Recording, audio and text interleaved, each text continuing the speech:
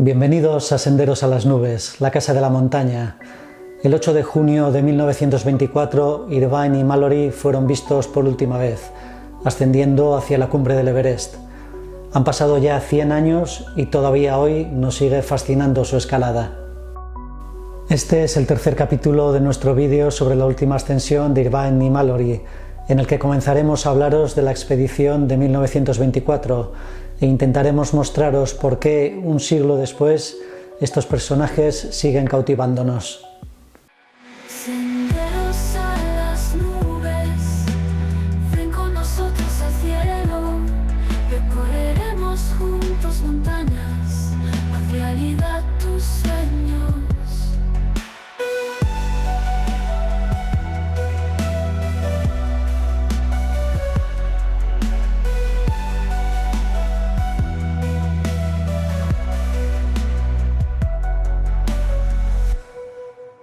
Ha llegado el momento de conocer mejor a Irvine y Mallory, especialmente a este último, el gran protagonista de esta historia, cuyo nombre ha quedado unido para siempre al del Everest.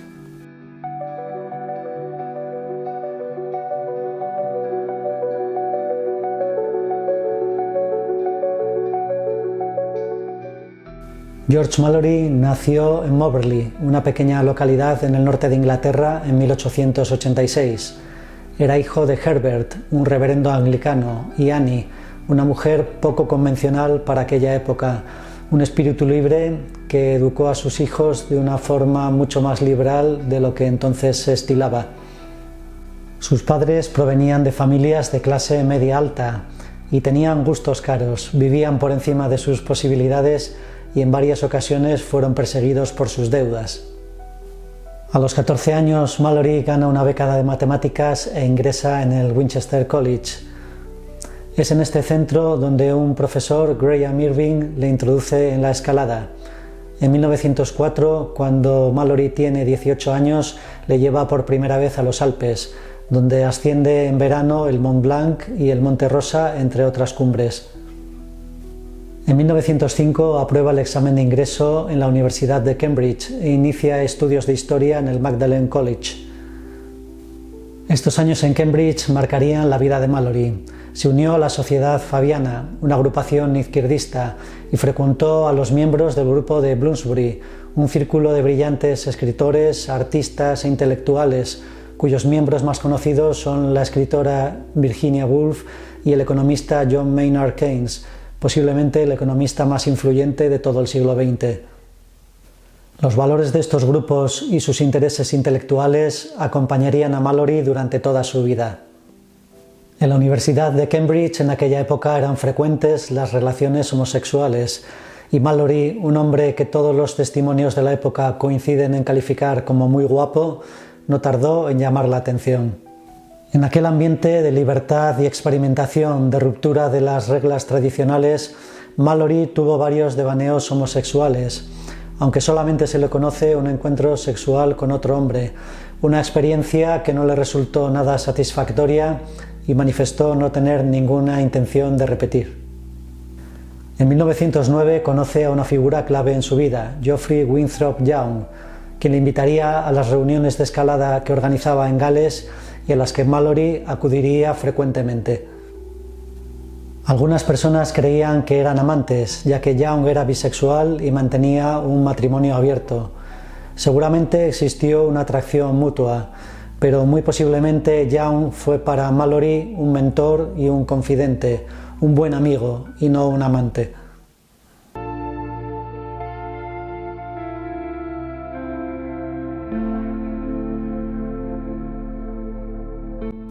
Young fue una figura clave del alpinismo inglés de comienzos del siglo XX y llegaría a ser presidente del club alpino durante la Segunda Guerra Mundial.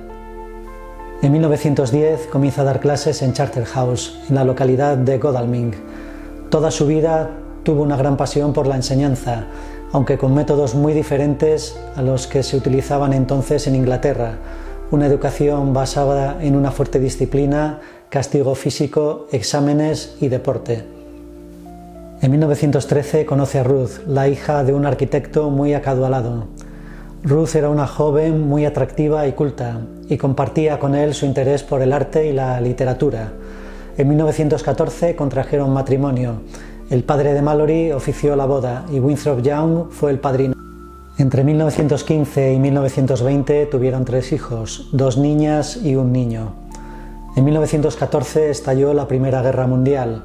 Mallory, por su empleo de maestro, no tenía obligación de alistarse, estaba exento. Mallory quería ir al frente, pero el director de Charterhouse le denegó el permiso en repetidas ocasiones, hasta que por fin le autorizó en diciembre de 1915. En enero de 1916 Mallory se alista y 5 meses después es enviado a Francia, donde luchará en la batalla del Somme, una de las más horrendas de la Primera Guerra Mundial, que dejó un balance de 300.000 muertos y 1 millón de heridos. El 11 de noviembre de 1918 termina la guerra, pero el enorme número de combatientes británicos que había que desmovilizar y la escasez de barcos hacen que Mallory no pueda regresar a Inglaterra hasta enero de 1919. En febrero de 1921 es citado para una comida con los miembros del Comité del Everest. En ella recibiría una invitación formal para acudir a la expedición de 1921. Esta invitación no podía llegar en mejor momento. Mallory se sentía frustrado y quería dar un cambio a su vida. Había decidido que quería dejar de dar clases a niños para comenzar a dar clases a adultos, pero su verdadera aspiración era convertirse en escritor. Sin embargo, Mallory era un hombre casado con 3 hijos pequeños. Acudir a la expedición suponía tener que dejar su trabajo y pasar 6 meses fuera de casa, así que acudió a su amigo y mentor Winthrop Young para pedirle consejo. Este visita al matrimonio Mallory en su casa de Godalming y les convence de lo útil que sería para él la celebridad que le puede proporcionar la expedición al Everest, bien sea para su futura carrera como educador o como escritor, por lo que se enrola en la expedición con el visto bueno también de su esposa.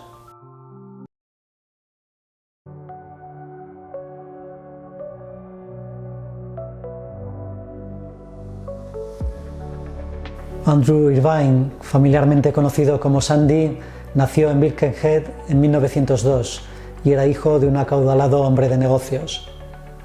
Desde niño mostró un enorme interés por reparar o mejorar cualquier aparato que cayera en sus manos. Tenía una gran habilidad para la mecánica.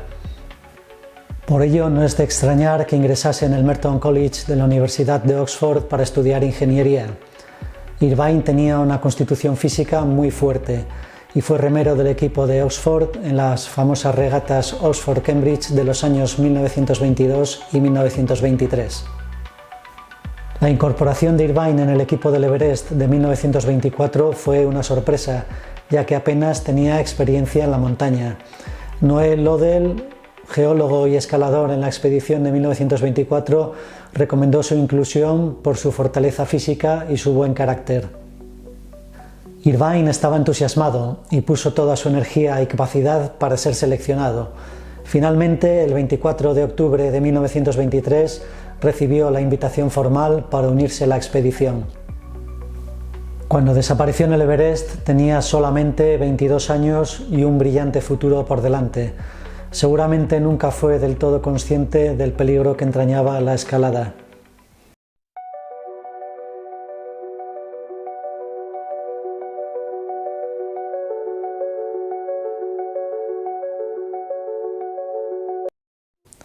Después de las expediciones de 1921 y 1922, en 1923 no se celebró una nueva expedición. Sin embargo, los preparativos para la expedición de 1924 sí que comenzaron en 1923 y en el mes de mayo ya se había decidido que el jefe de la expedición sería el general Bruce y su segundo el coronel Norton. También se hizo la selección preliminar de los escaladores, formada por Mallory, Somervell, Odell y Beetham. En 1923 la Universidad de Oxford organizó una expedición a la isla ártica de Spitsbergen. A esta expedición se invitó como geólogo a Noel Odell. Fue aquí donde este último conoció al joven Irvine y se llevó de él una excelente impresión. Odell recomendó a Irvine para la expedición de 1924 y Longstaff, que había sido el médico de la expedición al Everest de 1922, le respaldó. El comité creía que necesitaban a alguien más joven y fuerte que complementara a los otros escaladores, más veteranos y experimentados. Sin embargo, para la expedición de 1924 había otro candidato mucho más obvio. Era George Finch. Finch no fue incluido en la expedición de 1924 y su exclusión no tuvo nada que ver con sus cualidades montañeras. Junto a Mallory eran los dos mejores, Mallory en la escalada en roca y Finch en hielo y nieve. Finch era químico de profesión, se había encargado de los equipos de oxígeno en la expedición de 1922 y era el más cualificado para realizar esa misma tarea en 1924. Finch tenía un fuerte carácter y había tenido diferencias con el comité por los derechos de las conferencias sobre la expedición de 1922 que había dado. Además, era australiano y no encajaba bien con los miembros del comité y de las expediciones, provenientes en general de familias adineradas y educados en las dos universidades más elitistas de Inglaterra, Oxford y Cambridge. La elección de Irvine revela también que en 1924 se seguía minusvalorando la dificultad de la escalada al Everest. Finalmente, la expedición estuvo formada por un oficial de transporte, Chever, un médico, Hinston, el cineasta John Noel y Edward Norton como jefe del equipo de escaladores, compuesto por él mismo, Mallory, Irvine, Somervell, Odell, Hazard, Beedham y Geoffrey Bruce, todos ellos a las órdenes del general Bruce. A finales de febrero de 1924 llegaron a Darjeeling, en la India, el general Bruce, su primo Geoffrey Bruce, Norton y Chever para comenzar los preparativos de la expedición y contratar a los porteadores, 60 en total entre tibetanos y sherpas. Algo que seguramente pocos de vosotros sabéis es que en ese mismo mes de febrero de 1924, en los Juegos Olímpicos de Invierno celebrados en Chamonix, el barón Pierre de Coubertin entregó al coronel Strat, que había sido el segundo de la expedición de 1922, 13 medallas de oro olímpicas para los 13 escaladores de esa expedición, entre ellas una para Tekbir, que a día de hoy sigue siendo el único nepalí que posee una medalla de oro olímpica. A finales del mes de marzo, todos los miembros se reunieron en Darjeeling y la expedición se puso en marcha dividida en dos grupos para no saturar los albergues en los que se alojarían durante su viaje por el Tíbet. El 28 de abril llegaron al monasterio de Rongbuk y al día siguiente levantaron el campamento base.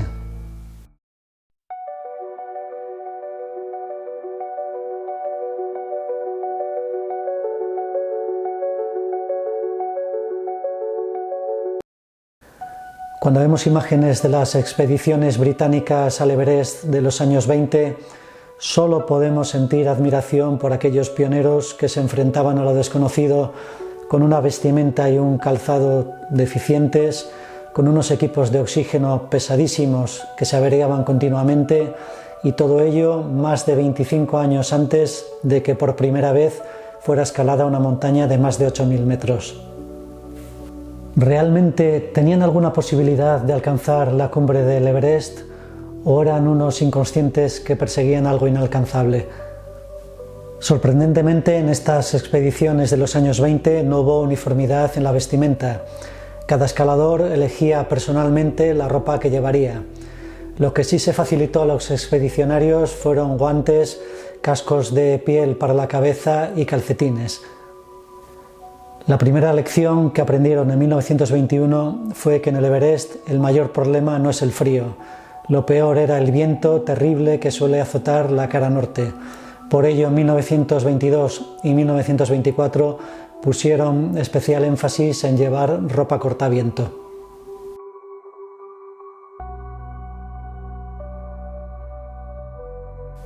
Hubo cierto debate sobre si era mejor llevar pocas capas de ropa gruesa o bien muchas capas de prendas finas. Parece que al final se impuso esta última opción.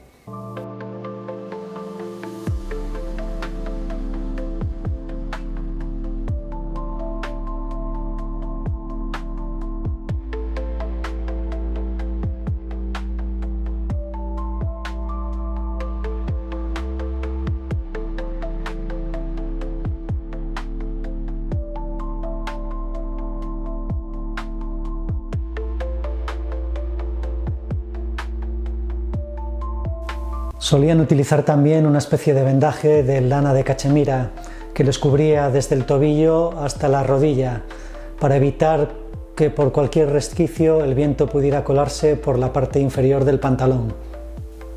En cuanto a las botas, eran de cuero con la suela formada por varias capas de cuero y una gruesa capa de fieltro en el interior.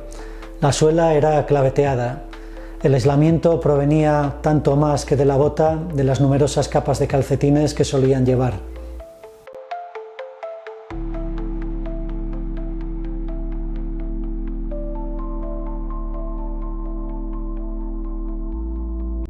Algo que resulta inconcebible hoy en día es que por encima del collado norte no utilizaron crampones.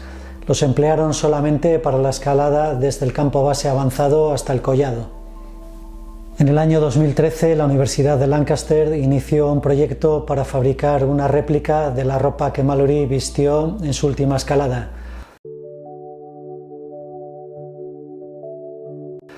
En el año 2019, el Dr. George Havenith realizó una comparativa entre la vestimenta de Mallory y la de un escalador moderno.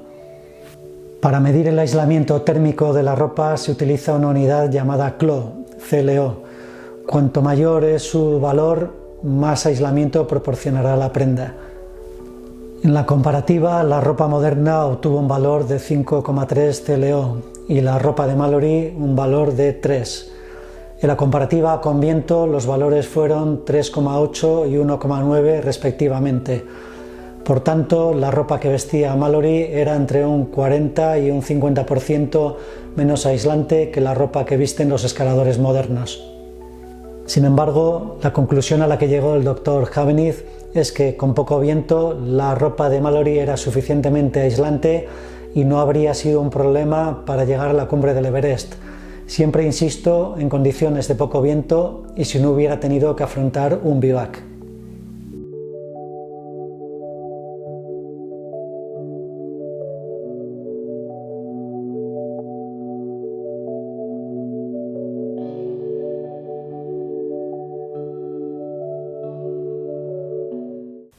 Los equipos de oxígeno eran pesados y rudimentarios y además tenían fallos de diseño.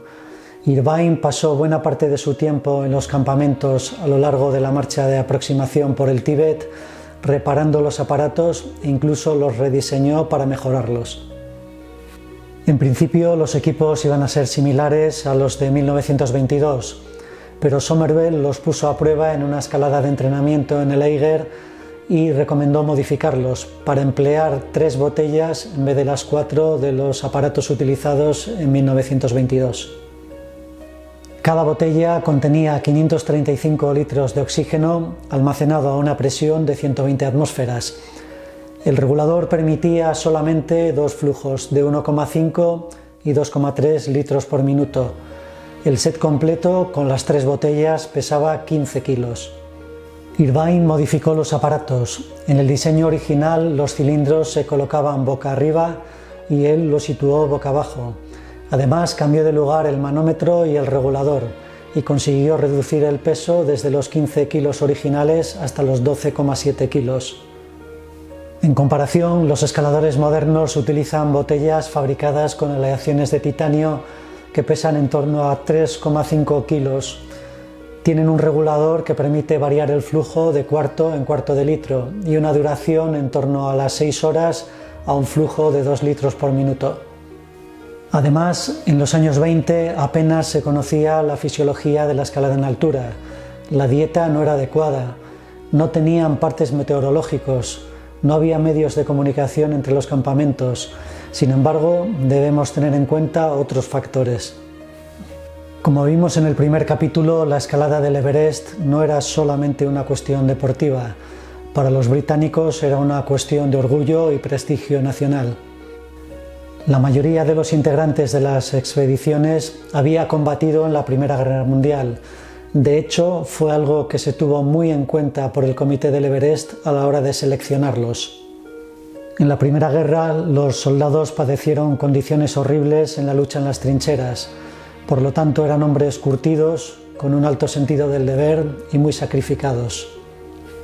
La ropa, aunque inferior a la actual, con buenas condiciones habría sido suficiente. También contaban con equipos de oxígeno, eso sí, pesados y rudimentarios, pero pudieron utilizarlos. Por todo ello podemos concluir que, aunque muy escasas, sí tenían algunas opciones de alcanzar la cima del Everest.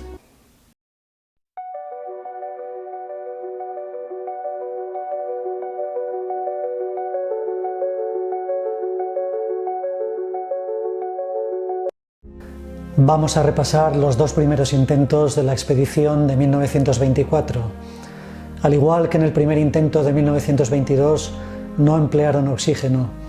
En el siguiente capítulo os explicaremos por qué y repasaremos algunos aspectos de estas dos primeras escaladas. El día 1 de junio, Mallory y Geoffrey Bruce parten del Collado Norte acompañados por 8 porteadores. Su objetivo era instalar 2 campos de altura, el 5 y el 6. Ese mismo día logran establecer el campo 5 a unos 7.700 metros. El día 2 de junio, Norton y Somerville parten del campo 4 en el Collado Norte acompañados de 6 porteadores. El plan era que ese mismo día Mallory y Bruce partieran hacia arriba para montar el campo 6. En el campo 4 quedan como equipo de apoyo Irvine y Odell. Para su sorpresa, cuando ascienden hacia el campo 5, Norton y Somerville se encuentran con Mallory y Bruce descendiendo, quienes les explican que el día anterior varios porteadores habían abandonado sus cargas antes de llegar al emplazamiento del campo 5. Geoffrey Bruce y un sherpa llamado Lobsang tuvieron que portear las cargas hasta el emplazamiento del campo 5. Finalmente logran montar el campamento y envían a 5 de los porteadores de regreso al collado. A la mañana siguiente, el 2 de junio, los 3 porteadores restantes se niegan a continuar y por ello Mallory y Bruce tienen que abortar su intento de escalada a la cumbre. Después de este encuentro, Norton y Somerville continúan y llegan al campo 5, donde harán noche. Al día siguiente, 3 de junio, prosiguen y logran instalar el campo 6 a una altura de unos 8.160 metros. Pernoctan allí y envían de vuelta al campamento 4 en el Collado Norte a todos los porteadores. El día 4 de junio parten del campamento y ascienden por la arista norte, pero cuando se encuentran a unos 180 metros por debajo de la arista cimera, abandonan la arista norte y se internan por la cara norte, ascendiendo en diagonal hacia el oeste. Este dato es muy relevante y os lo recordaremos en el próximo capítulo. Continúan su ascensión por terreno rocoso, por lo que Norton se quita las gafas pensando que no eran necesarias al no recibir directamente el reflejo de la nieve, un error que más tarde pagará muy caro. Cuando alcanzan una altura de unos 8.500 metros, Somerville se sienta en una repisa y le dice a su compañero que prosiga solo, él ya no puede más. Norton continúa hasta el gran corredor de la cara norte, que posteriormente se bautizaría con su nombre, y se da la vuelta cuando está a una altura de 8.570 metros, un récord mundial que permanecería en vigor hasta el año 1952, cuando una expedición suiza se quedó muy cerca de la cumbre del Everest. Los 2 montañeros logran descender totalmente exhaustos al campo 4 en el Collado Norte, al que llegan de noche iluminándose con linternas de mano, donde les esperan sus compañeros para proporcionarles de inmediato oxígeno y alimento. Termina aquí este tercer episodio. En el próximo os contaremos por fin la última ascensión de Irvine y Mallory. Muchas gracias por seguirnos, por acompañarnos y nos vemos en el siguiente capítulo. ¡Hasta pronto!